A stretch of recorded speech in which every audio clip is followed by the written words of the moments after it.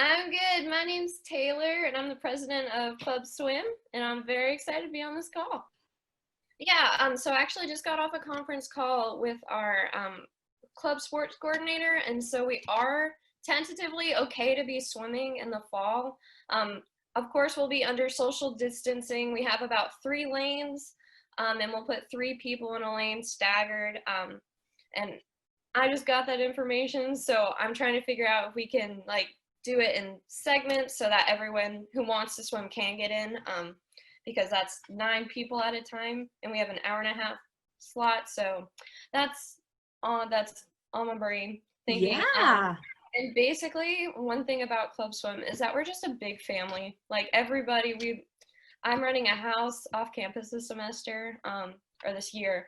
And so definitely doing a lot of s'mores. We get together a lot. We support each other. It's I love it.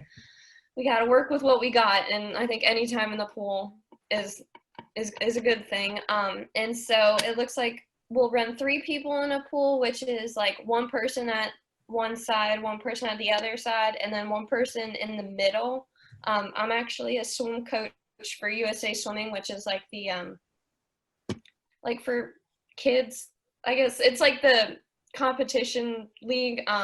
And so they've set some pretty good social distancing guidelines, which is what I think the CCS, which is the college club swim, which is like our main organization, usually follows under, because it's all branched. It's like a big, I don't know, organization.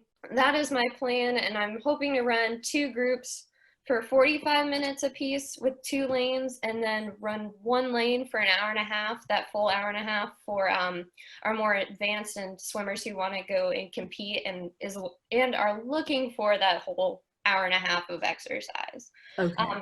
We should be practicing every day. These practices are not mandatory by any means, but we do ask if you want to do competitions that you attend at least 3 before, because you got to get your practice in before you can go to a swim meet.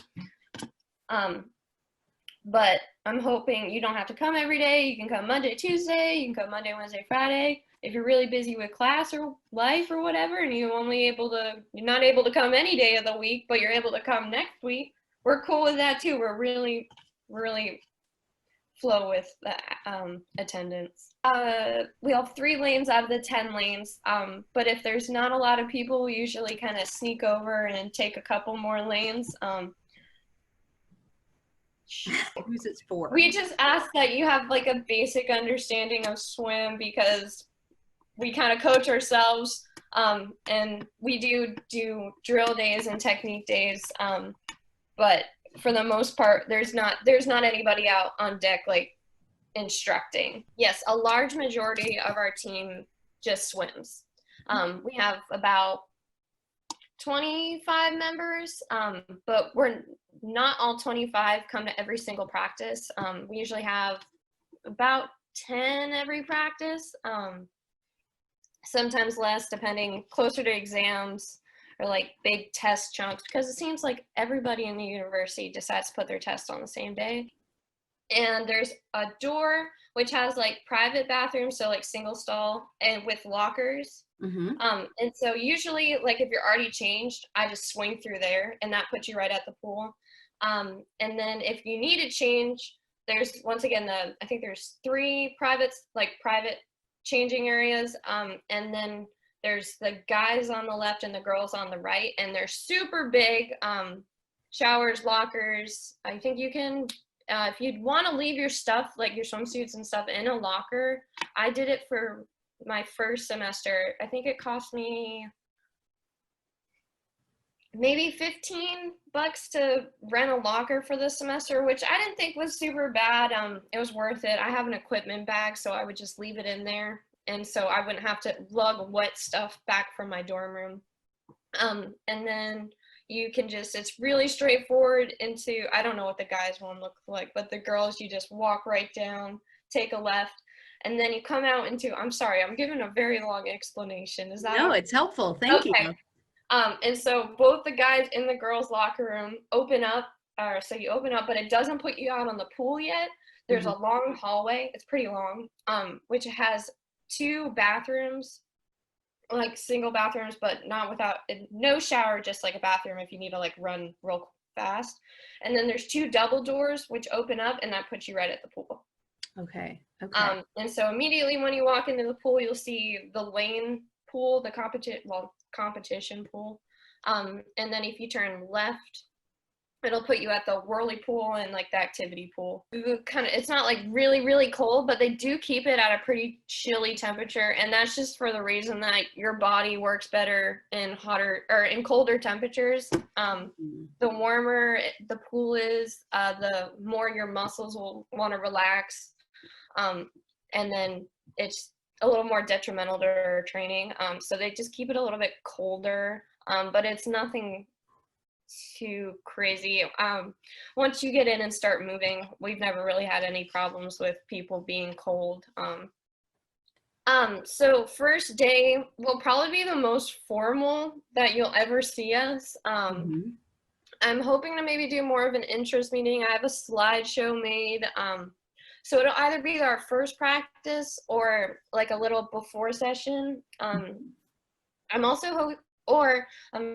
thinking off the top of my head here, I'm gonna host like a s'mores party, just a little get together for our current swimmers and any new swimmers outside of the pool area, because that way you can get to know everybody, because it's kind of hard to tell what people are like, you know, with a swim cap on and goggles, and we're underwater. And I mean, I wish we could talk underwater, but unfortunately we can't. Yeah.